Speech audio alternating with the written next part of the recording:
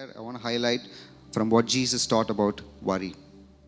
The first point is worry makes us act like spiritual orphans. Worry makes us act and behave like spiritual orphans. Let's read verse 26. In verse 26, Jesus said, "Look at the birds of the air. They do not sow or reap or store away in barns, and yet your heavenly Father feeds them. Are you not much more valuable than they?" You know, Jesus is teaching here that even the birds are fed by the heavenly Father. In Matthew chapter 10, Jesus talked about sparrows, and he said, "Not a single sparrow will fall to the ground without the Father's knowledge." And Jesus was teaching that the heavenly Father will not forget even a single sparrow. And you know what's interesting about sparrows? It's considered to be the most insignificant bird in some parts of the world.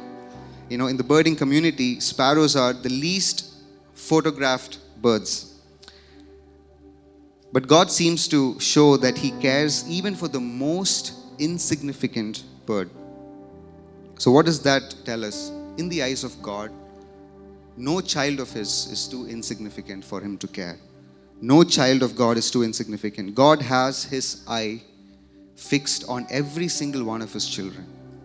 God cares for every single one of His children.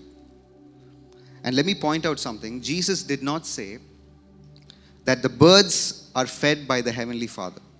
You know what Jesus said?